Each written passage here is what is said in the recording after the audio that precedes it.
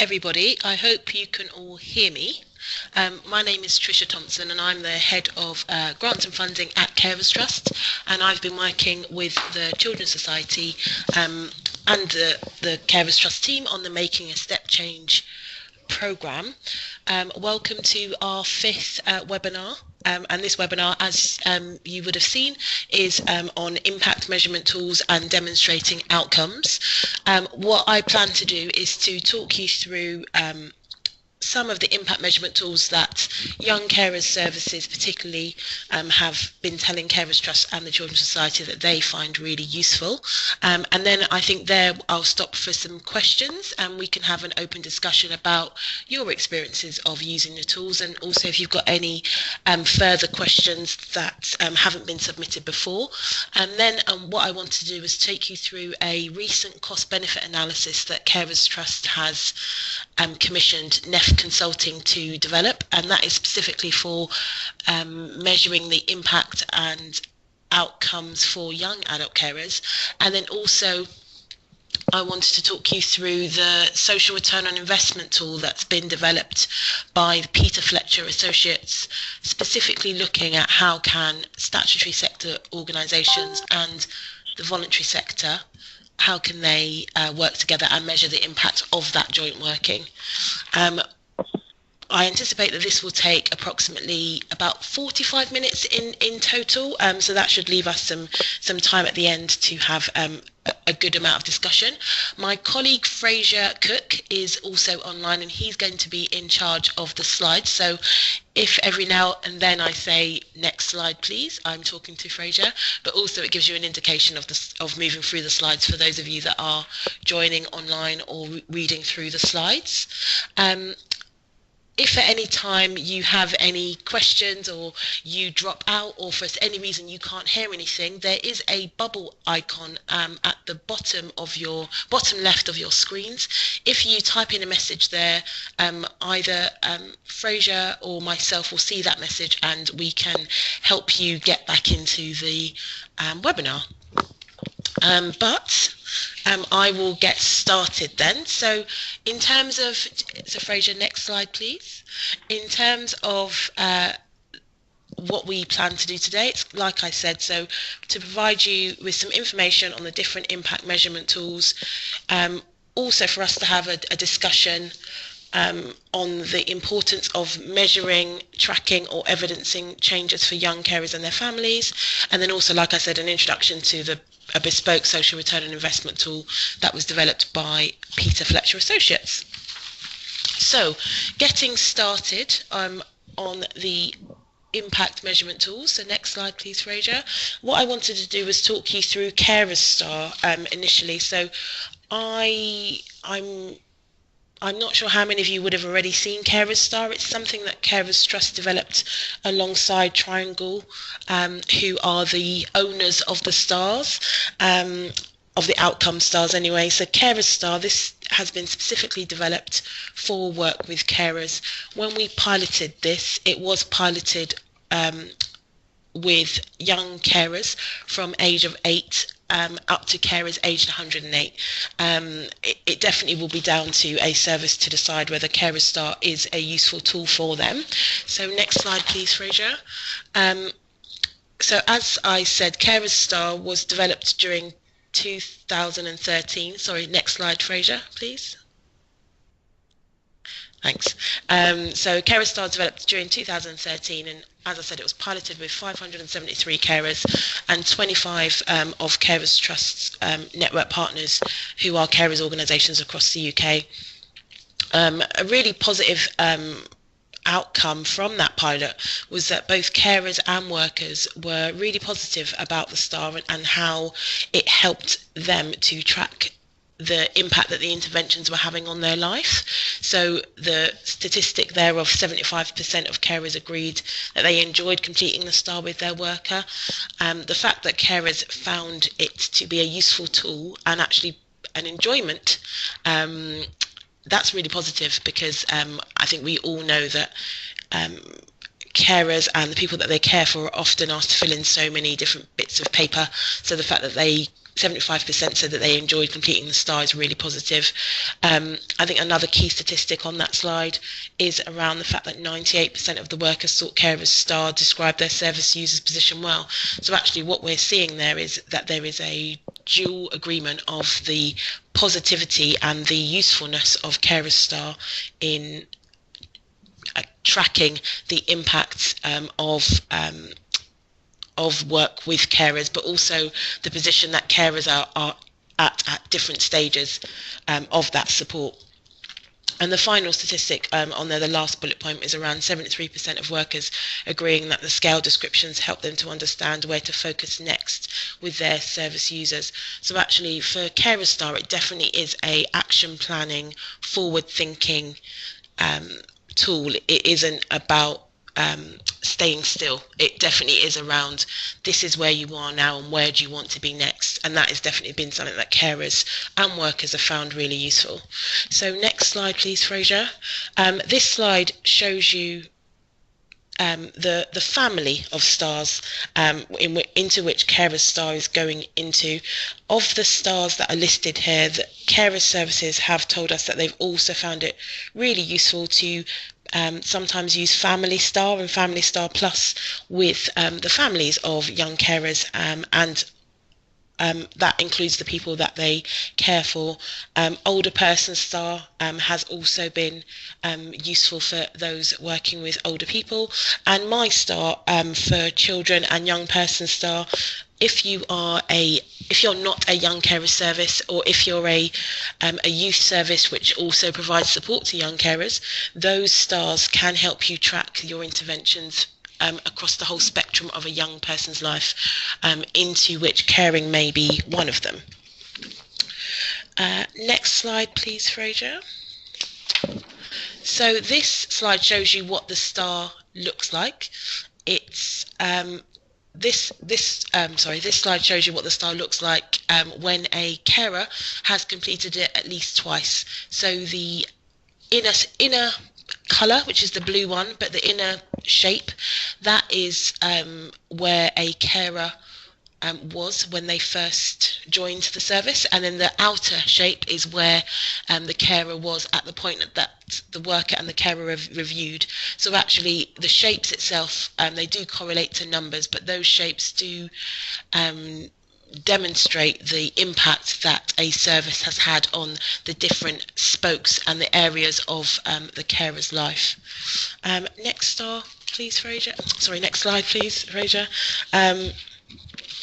This slide gives you a bit more feedback around the star and how people have assessed it and provided feedback on it. So again, there the quote from Northamptonshire carers is that the star is a useful recording tool, particularly for those who are newly referred, and helps give a baseline of where a young person sees themselves, and also assist in the identification of what support can be put in place. Because the STAR is a holistic tool, it's a conversational tool, what workers have told us is it doesn't tie them down to only looking at the paperwork.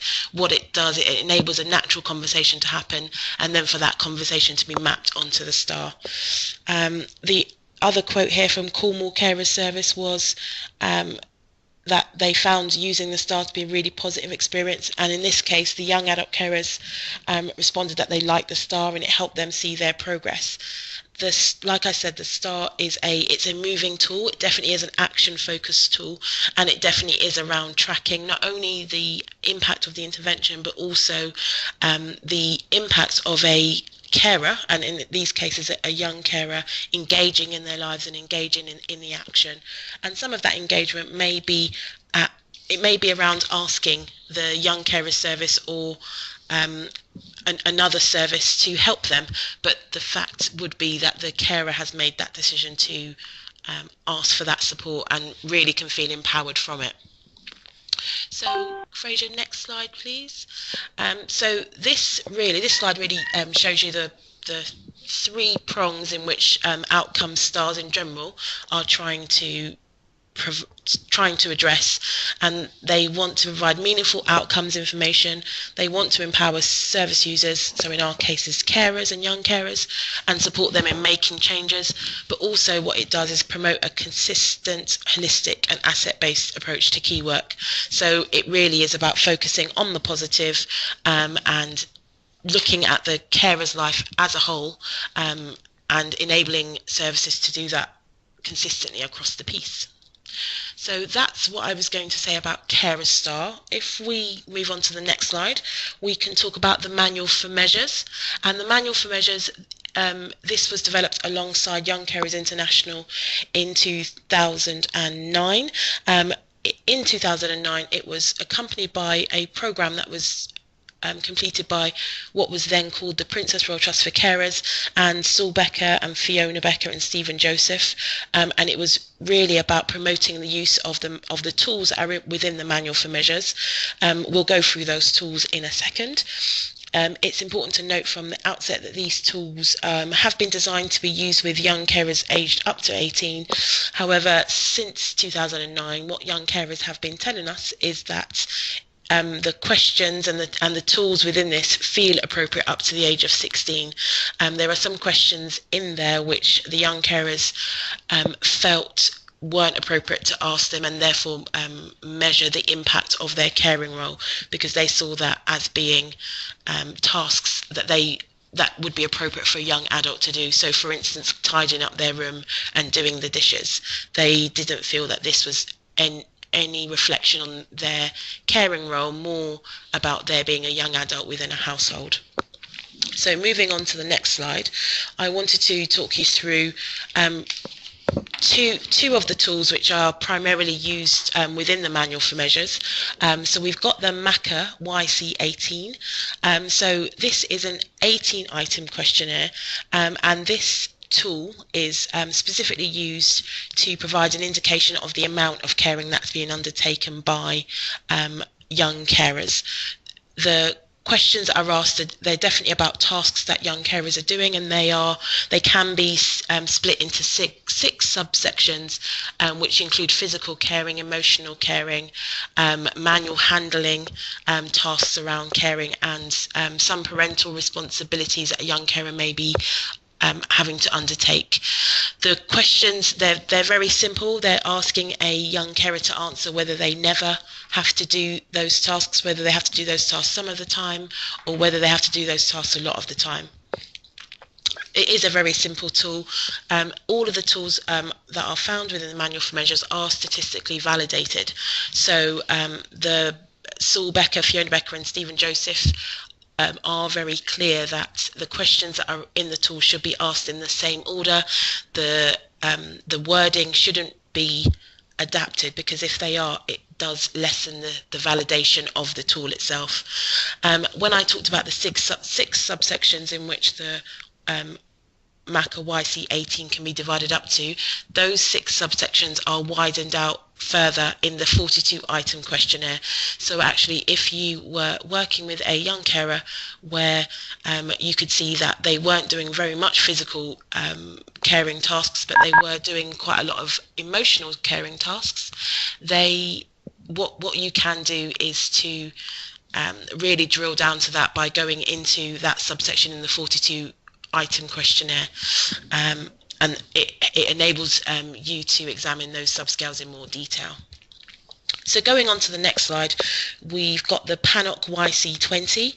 This is a 20-item questionnaire, and this questionnaire is used to provide an indication of the positive and negative outcomes of caring. When Young Carers International were developing this tool, they were really keen to reflect what the young carers were telling them, is that everything about caring isn't negative, and actually that there are some positive outcomes that young carers wanted to be tracked and to be captured as well. To a certain extent, some workers have told us that it's really useful for them to be able to celebrate some of the things that the young carers are doing and are finding positive. And as the slide says, it also enables conversations to be had about the support that's required and recognising that resilience of the young carers at the same time, so it isn't feeling like it's all negative and all doom and gloom. Actually, it enables young carers to talk about some of the things that they may see as positive and enable the worker to maybe challenge that, but in a positive and supportive way. Moving on to the next slide, this tool isn't, I think it isn't seen as much, but actually this what I like and dislike about caring, it moves away from being from the quantitative tools of the Maca YC18 and the PANOC YC20 to a qualitative tool, and it enables that conversation about what a young carer likes and dislikes about caring to be tracked and to be noted down. This tool, it has been designed to capture baseline data, and what workers have told us it's useful to do is to repeat this at a regular interval, be that 3 to 6 months, really to reflect the fact that young carers' lives and their caring roles changes over the period of time. So that's why workers have said they found it useful to also repeat the qualitative information as well. And then also there is another tool within the Manual for Measures called the PISA, Post-Intervention Self-Assessment, and that provides young carers with the ability to provide their feedback about the service. So I think often within tools, the information that's captured is about the intervention and the impact it's having on the carer. Actually, it can be equally useful to find out what do young carers themselves assess as being the type of intervention that had a impact on their lives, but also to provide general feedback about the service, and having it all be the same tool with the same type of language, that may help the paperwork and assessment fatigue that happens. So moving on to the next slide, I also thought it was important to put in here another statistical tool also developed by Saul Becker, Fiona Becker, Stephen Joseph, and also Hannah Olwick here. It's called the Adult Carer Quality of Life. The reason I've put this in is recognising the fact that the young carers said that the previous tools, so that the tools found in the Manual for Measures, felt appropriate up to the age of 16. The Princess Royal Trust for Carers, now Carers Trust, wanted to address that and address that by creating the Adult Carer Quality of Life tool. This tool can be used with young adult carers from the age of 16 up to, again, carers aged 108, and it's a 40-item questionnaire, and it's split into 8 different subscales, as I described there. And what young adult carers have told us is that they felt that this reflected. Sorry, hi. I wanted to go through the cost-benefit analysis and the social return on investment. So, Carers Trust commissioned NEF Consulting in 2014 to develop a cost-benefit analysis as part of the work we were doing as the Charity of the Year for the cooperative group in 2013. And what we wanted to do was to have a very clear method of understanding how money that's been invested in supporting young adult carers services is reflected in social outcomes. So the model that they have developed considers the benefits and the savings that the state receives alongside any investment that is made, be that from the state or from other charitable sources. So moving on to the next slide to give an overview, social cost-benefit analysis is a way of understanding, like I said, how effectively money is spent on social outcomes, and that slide provides you with the equation. And like I said, it considers the total benefits or savings the state receives alongside the total investment. In developing this tool, so moving on to the next slide, NEF Consulting worked with 21 carers organisations who were in receipt of funding from Carers Trust to develop young adult carer support services across the UK. They undertook an outcomes-based approach, feeling that that was the most positive, and they based their findings on responses from 168 young adult carers and also 11 project staff across the UK. They also based it on the receipt of 52 monitoring reports as well, which provided information about outcomes which were almost unexpected outcomes and additional outcomes than what were funded. So we definitely feel that this cost-benefit analysis provides a really holistic viewpoint of the benefits that can be achieved for young adult carers with support. So moving on to the next slide, I wanted to give you a visual of a theory of change that they developed relating to outcomes that were experienced for young adult carers. So this is just one of the theories of change that they developed around education. So essentially what the theory of change was looking at was that with young adult carers being supported, that they would have increased attendance at school, college or university, and then that would feed into young adult carers having an increased likelihood of completing the course. By completing the course, young adult carers would have increased earning potential, and the outcome for the state therefore would be that there was an increased tax contribution to the state. And obviously we've been hearing quite a lot about increased tax contributions this week. So that was one of the theories of change. So what NEF Consulting were really clear to do was to not make their theories of change too out there. They wanted to make them very realistic. They wanted to make them very simple, and they wanted them to be long lasting so that carer services, commissioners, and anyone interested in developing support for young adult carers would be able to see the link between the outcomes that could be achieved for young adult carers and the outcomes for the state. NEF Consulting were also very conservative with the different measurements that they applied to the development of this tool as well. So moving on to the next slide, this slide provides you with some of the key outcomes from the cost-benefit analysis, or the findings, and the finding was that of the projects that they analysed, for every £1 that was invested in young adult carer support, there was an immediate saving of £1.77 to the state created. So actually, the key message there, as it says on the slide, is that investing in young adult carer support will save the state money. Straight away, it saves the state money. And that one of the other key findings, once they looked at that £1.77 equation and multiplied that by the number of young adult carers that there are across the UK, what they found is that if similar support was funded and made available to all young adult carers, that would equate to £141 million per year saving, which is equivalent to 17%. Which was equivalent to 17% of the total government education spend for 2015. So that saving is huge. So essentially, going back to that first key message, investing in young adult carer support will save the state money. Moving on to the next slide.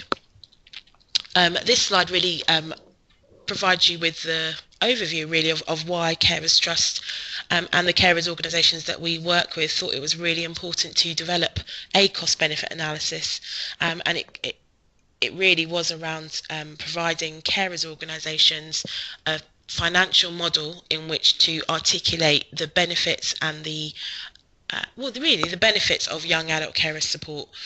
So this tool, it does provide a monetary value attached to social outcomes. It provides potential cost savings for local authorities and commissioners, and also it provides, the tool will provide its users with a chance to present the information on a local level or on a national level, or a bit of both. So actually what could be really useful for a local provider using the cost benefit analysis tool would be to be able to say, in our area this is a saving, and that compares to the saving that can be found nationally.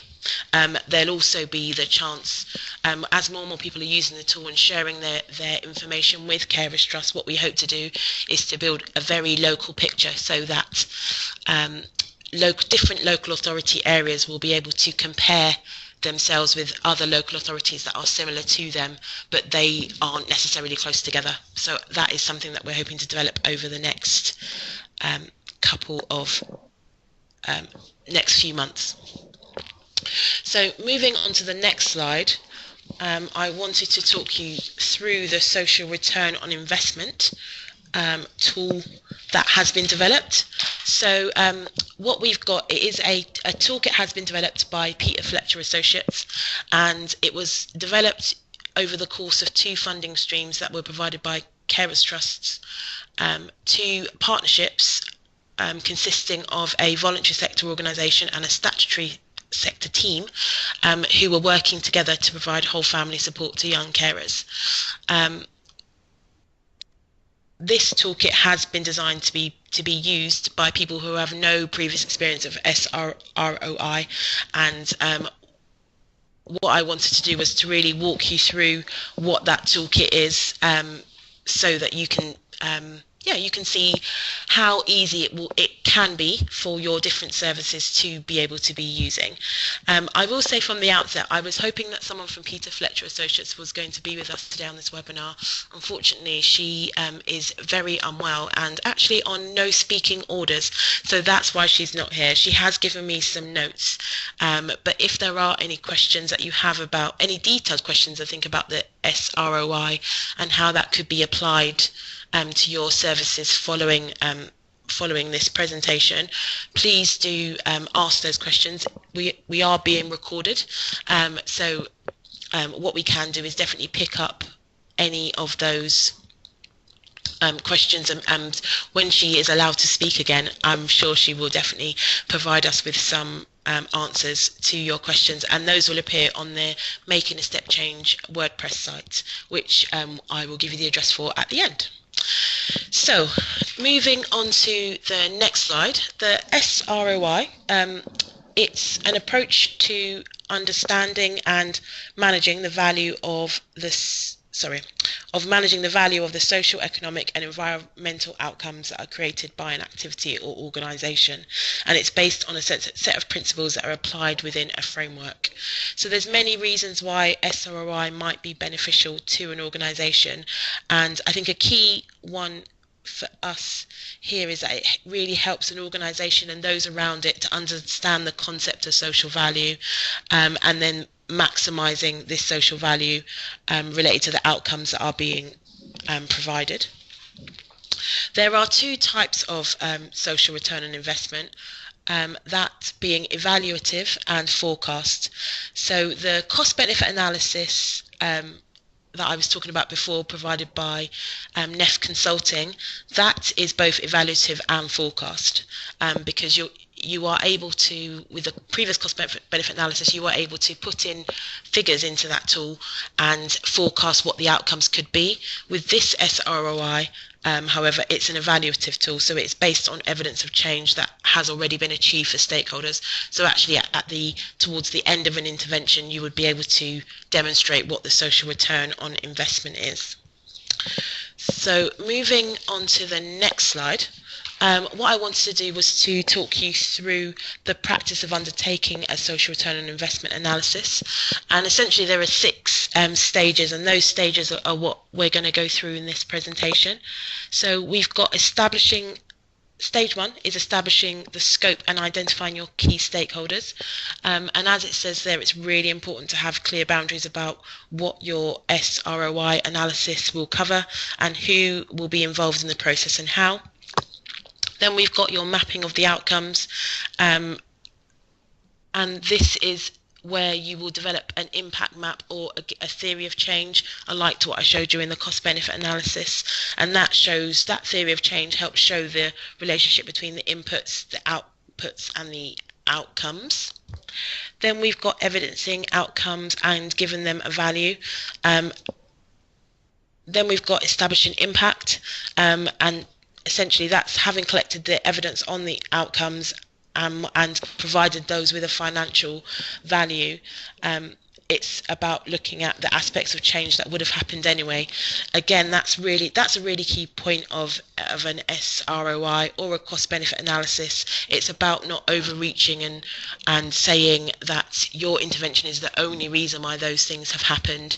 By incorporating this into your analysis, you're really able to attribute the findings to your intervention and be very clear about the impact that your intervention alongside others has had. Then we're going to go through how you calculate your SROI and then some information about reporting. So moving on to the next slide. What I've got here on this slide is that I provided you with some information about outcomes that were applied to the integrated intervention and making a step change funded projects, and these are likely to be applicable to the young carer services that you're commissioning or working with.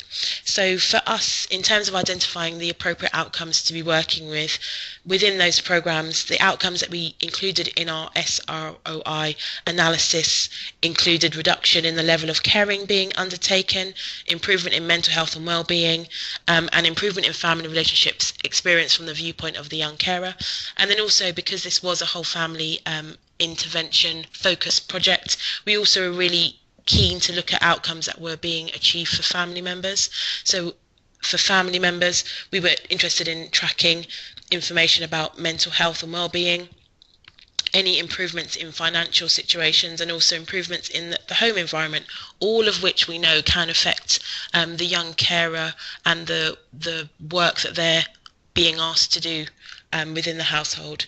So at this point, it's really important to say that these outcomes can be used as a starting point for discussion with your stakeholders and really help you to narrow down on the outcomes that they feel that your service can achieve for them and what they consider important to them. So actually, when we were deciding which outcomes we were going to include in our SROI, that was done alongside young carers and family members and people in receipt of care. Going on to the next stage, which is around theory of change, what I wanted to do here was really give you a bit of an overview about why a theory of change is important, and as it says on the slide, it provides a very clear idea about what goes into a service, how the service works with stakeholders, in this case young carers and their families, and the outcomes that the service is aiming to achieve for stakeholders. So going on to the next slide, this provides you with a picture really of an example theory of change. As you can see there, it covers the needs, the inputs, the processes, the outputs and the outcomes. It's very simple. It doesn't have to be complicated. If this is a different flow diagram of the theory of change, but again, it's not overreaching, very similar to the cost benefit analysis theory of change. It's really important that there is a very clear link, because otherwise people will question your theory of change and therefore any social return on investment that you are attributing to it. So moving on to the next slide, I wanted to talk about the financial proxies. So it should be the next slide.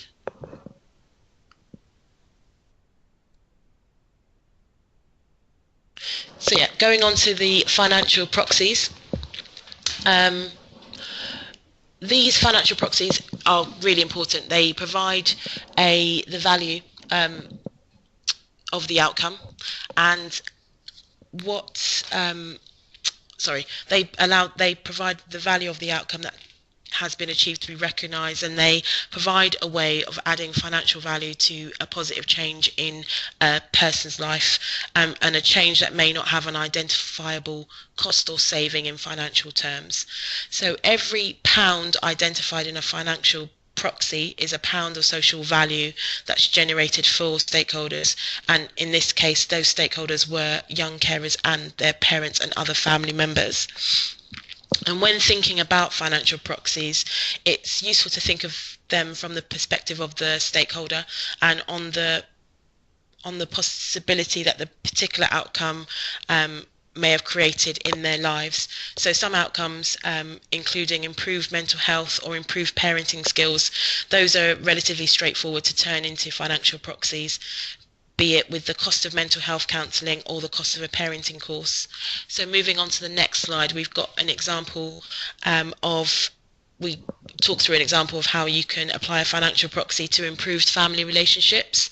So with this, the financial proxy that could be applied could be the cost of regular family outings, which could have a positive impact on family relationships.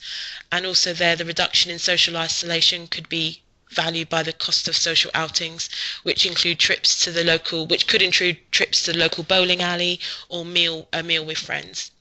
I think the key thing around developing your financial proxies again is really about involving your stakeholders, because they will be able to determine the social value that they themselves would attribute to each of the outcomes that have or may not have been achieved. Giving some more information about financial proxies, there are some financial proxies which can be some common proxies that can be used to add value to certain outcomes. So, for example, looking at improvement in mental health and well-being, the proxy that is commonly used is the hourly cost of counselling, and that is the cost according to the PSSRU, Unit Costs of Health and Social Care 2013, and there is a document that lists the unit costs of many different types of healthcare services across the UK, and those healthcare services could be the input of those healthcare services could be the thing that reduces the caring role for a young carer. There may also be other proxies that need to be specific to your local area, and those can also be determined. So, for example, you might find that the cost of a monthly family outing in the London area could be more expensive than in Cumbria or in the north of England. So if that is the case, that's where it could be quite useful to use your own local proxies, and there's some information within the toolkit about how you can do that. So moving on to the next slide, this slide talks about the importance of establishing how much of the change has been achieved for stakeholders that is directly due to your service, and how much would have been or was down to other factors. And these other factors could be the use of alternative services or other support networks that may have been impacting on the stakeholder alongside the support that your service has provided. By applying these measures, you aren't saying that your service hasn't had any impact. What you're saying is that carers and young carers and their family members exist within other structures. There may be times and instances where your service is the only thing that family is engaging in, but by going through this exercise, you'll be able to demonstrate that you've actually looked into the 3 different measurements and taken those off or not as appropriate. So looking at those 3 measurements, I wanted to just give you an overview of those. So dead weight, the dead weight cost, that measures what might have happened without the programme at all. So an example of that is if you say 50% of young adult carers move into work following a bespoke mentoring programme, what could be said is that it is possible that 30% of those may have found jobs in the absence of that programme anyway. So by taking that into account, you're able to be very realistic about the impact that your service has had. And it's important to say that as dead weight increases, your contribution to that outcome does decline. So that is something to take into account. Then we've got attribution, and attribution is an assessment of how much of the outcome was caused by the contribution of other organisations or people, and the level of attribution that is assigned to each of the outcomes that have been achieved for your stakeholders will be influenced by the way that each outcome was achieved. So if it was achieved via direct service provision from your service, such as counselling, mentoring, or activities that your service has put on, then the attribution percentage will be high, as your service was largely responsible for achieving this outcome alone. However, if this outcome was achieved by someone in your partnership, or a different stakeholder, or you referred them through to a different service, then the attribution to your service will be lower, as the bulk of the outcome was achieved by the different service. So, and this has been noted as being particularly important in improvements in financial situations and housing situations for carers and their families. And then finally, we've got drop-off, and drop-off accounts for the length of time it is believed that the outcome or the change that has been created for the carer will last for. And so in our case, for integrated interventions and making a step change, we assess the drop-off as being at 100%. So that says that the impact on the stakeholder would cease to exist completely after 1 year. We're really aware that the impact is likely to have lasted for longer than a year, but unless you have the resource to be able to go back and track that, it's safer to say that within a year it may have dropped off. What that might also enable you to do, if another service is taking over, or another provider has been identified as being appropriate for that family to work with, you're able to provide them almost with a baseline at which the family was passed over, in inverted commas. So the next slide, it really provides you with the information that once you've got all of this information, there is actually a spreadsheet that the Cabinet Office have developed, and that is available free of charge on the Social Value UK website. By going through this process and going through the toolkit, and you'll be able to use that spreadsheet, and the toolkit gives you a very column by column run through about how to insert your information into that spreadsheet, and the spreadsheet should be completed with the data that you've collected through your stakeholder evidence survey, one of the first stages we talked about, and this. So I will say from the outset, it does look quite scary. However, if you use the toolkit and have that very close by you, it does get easier. The more times that you, as you move through the spreadsheet, it does get easier. And like I said, the toolkit that we'll be making available really walks you through how to complete that spreadsheet. So going on to the next slide, it really talks about the report, and the report that you can produce after completing your SROI. So what some people have done is definitely use the Cabinet Office spreadsheet and use that as the basis. However, whilst it's really useful to have quantitative data, I think quantitative data is enhanced by qualitative data, which explains the story. So what we found, and what we'd recommend for carer services, particularly those working in partnership with either a voluntary sector or a statutory sector team, we found that these 7 points, 6 points even, were really key to making your social return on investment report stand out and make sense and be able to be read by a variety of different audiences. So as it says on there, it's important to have an introduction and an overview of your key findings. If you put that at the very beginning, if people don't read anything else, they'll know exactly what has been your social return on investment. The rest of the report then provides them with information to back up why that while that social return on investment calculation is appropriate and realistic. And then, yes, as the slide says, we talk about going through some of your methodology, talking about your calculation, talking about your outcomes and your evidence, and this is where you would include your theory of change and the outcomes that you've analysed. Then you talk about your impact and your realistic viewpoint of the dead weight, the attribution, and the drop-off that has been applied. And then also in terms of the appendices, I think it's always useful to provide that information as well to show how did you collect your evidence. So in terms of the questionnaires that you completed, and then also what has been useful, particularly within the integrated interventions program, was providing some case studies of actually carers and their families that have gone through this process, and really I think putting the social return on investment figure to life and applying it to the lives of young carers and their families. So that is the run through of the social return on investment. Back one slide please, Fraser.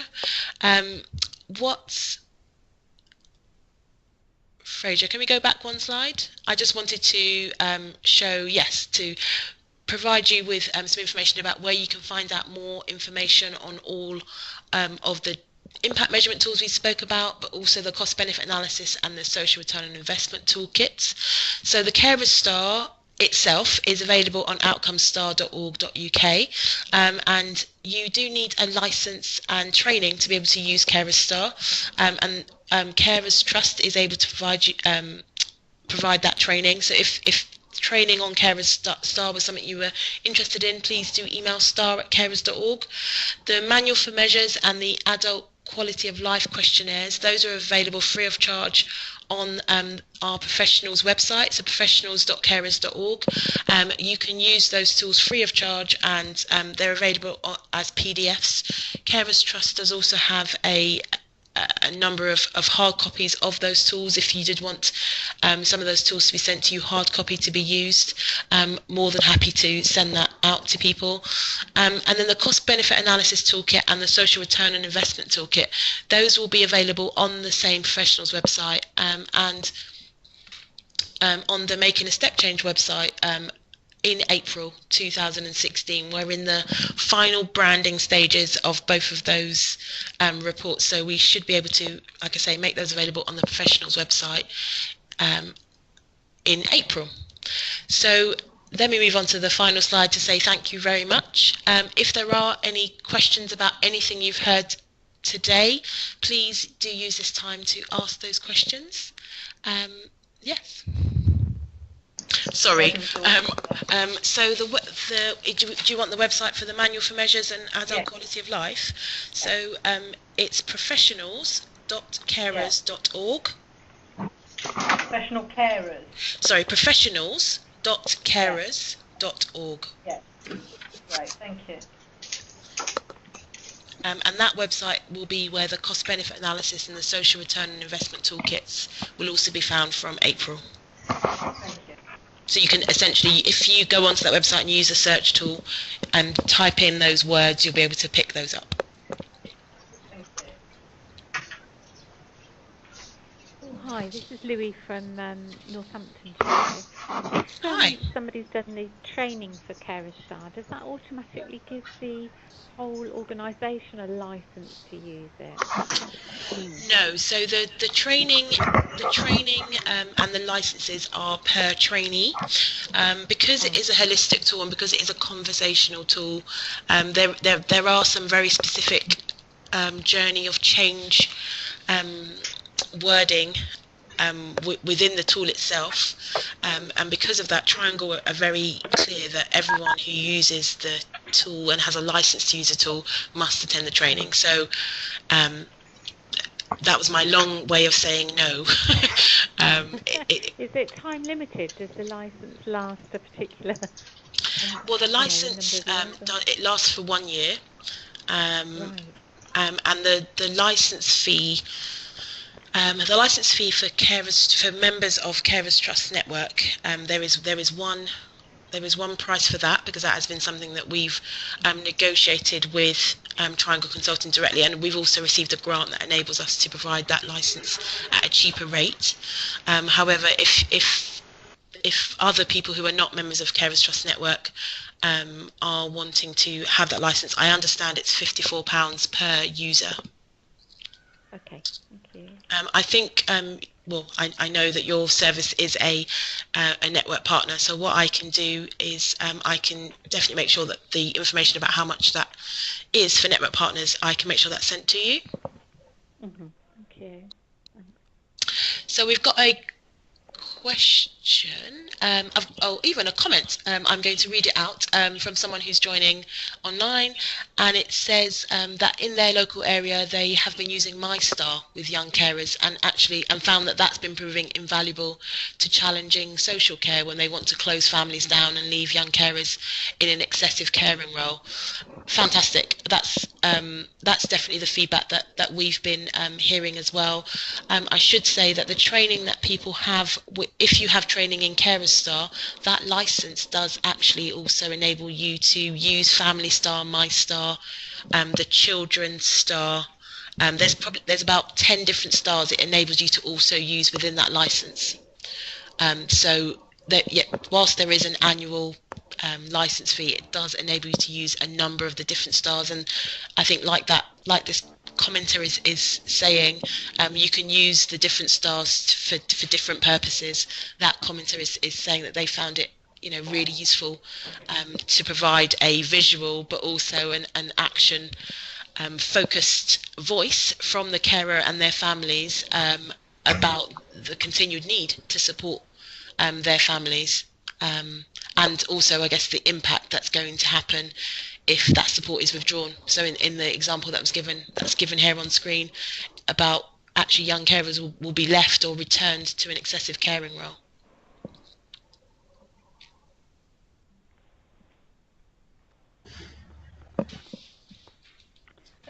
This is a Carol bit of a calling rant. from Sandwell again. I was just going to say, we use Outcome Star in Sandwell across all our children's services now. We're not using the Carer Star at the moment, but just to agree with, from the user's perspective and the practitioners, that they have, both parties found it very useful in measuring progress. And what we've been able to do as well, we're using it as part of our performance measurement, because you can track that progress, and we can track it against practitioners, we can track it against services, so it's a very useful tool. And because we've embedded it across all our services, and I'm a commissioner, so it's embedded in the commissioned services as well, so it does prove very useful. We are using a wide suite of stars as well. Fantastic. And you just echoed what the same commenter has said. It just said it's also handy as a commissioner's tool as well. And yes, I completely agree. I think very often tools can be used, can be thought of being useful at a direct service level only, but actually I think in terms of providing an overview of the impact of services, yes, it's also really useful, and I think that's a great example of how a local authority is implementing Outcome Star across a whole area. So that's fantastic. There was somebody else that was talking as well? Yeah, I was just going to ask Tricia about it. This is Louis again. It's just, is there any planning to do research around young carers who've been supported, and then many years down the line, you know, they may have closed cases, whatever. Having been working with the young carers for 20 years, that's a longitudinal study. I haven't come across anything where you are looking at, because I think a lot of the benefits of what we do in young carer services could potentially is something that's much later. So, you know, when you were going through the bit about the drop-off rates and things, I think there's some key understanding around the value of the work that we do that belongs somewhere much further down the line. Having come across and spoken to, occasionally at random, spoken to young people who've had that support, and have come across them years later, but I don't think there's anything that's been sort of done that's been routine or has been considered in a research way, is there? Not that I know of, and thank you for that. And I agree. I guess it's one of those things, is that what we would hope is that we would hope that you wouldn't be able to come across the young carers as they are, as they are adults. Actually, is because they would have made choices and feel supported and potentially not require ongoing support. No, from... it's just exactly. You wouldn't, and I wouldn't know. Wouldn't. It's just that I think some of the value of what we've done has been valuable years later in many aspects of their life that we don't capture necessarily. That's the value. Yeah. I think the young adult carer cost-benefit analysis is trying to capture that slightly. So when I was talking about the drop-off and the dead weight, that has been included in the social return on investment. In the cost-benefit analysis, some of that amount of time is a bit longer. So in terms of things like education, for some of those outcomes, the drop-off has been about 5 to 10 years, because actually, if somebody completes a university course or a college course, their ability to input into the state in terms of tax, that does take some time, from the age of 16 through to potentially 18, 19. So I agree with you. I agree with you that actually I think a longitudinal study about I supported a young carer at age 14, and now at the age of 30 they are here. That would be fantastic. Whether there is funding to support such a thing, I'm looking at the blue sky right now, and I hope there is. But it's just I bump into, obviously, having been around for so long, I will bump into young people who are supported, and not necessarily till they were young adult carers, but they do give credit to the type of support they had. They give credit. I mean, again, you don't know whether these things may have happened anyway, but it's made me feel over the years that would have been a very worthwhile thing to do, is to catch up with some of those young people years later. Yeah, absolutely. And I think on a local level, what will be useful is for you to be capturing that. So actually when you're talking to them, actually capturing that, because what you'll be able to then say is, I supported that young carer at the age of 14, and look where they are now. And that, whilst that will be anecdotal, that anecdotal evidence can then be attached to financial proxies of young carers that you're supporting now. In terms of you then being able to make that link, you actually have a real person in which to make that link to. Yep. But yes, I agree with you. I definitely... Say that again, sorry?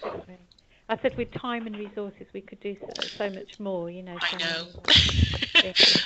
We can definitely feed this back to people who may have that funding, and yes, like I say, I completely agree with you. And your organisation and some workers have been around for a while, and I think doing some kind of research into their anecdotal experience of supporting young carers and families for a number of years could be useful. And it's not necessarily, what I was trying to say is, it's not necessarily that you still support them, and they're still caring, or that you supported them right through the eligible ages. It could be any length of support, a year or two when they were 14, up to when they were 18. Or, to a certain extent, it could be that you worked with their school and it made school a better place for them to be. They started going to school more, and then you get into and then they completed the college course, and then this is meant, so I think that's where absolutely you can make those links. Those links make sense. And I think for us, the cost benefit analysis tool and the social return on investment tool, we were really keen that those links weren't huge jumps over the ocean, that they were walks in the park, that you could actually walk through those links. So yes, I completely agree with you. I've got a couple of just notes of people saying that they have to leave. This was advertised for between 1 to 2. Are there any final questions or comments or feedback about any of the tools that people are using, find useful, requests for tools that they would like Carers Trust and the Children's Society to try and influence them being made?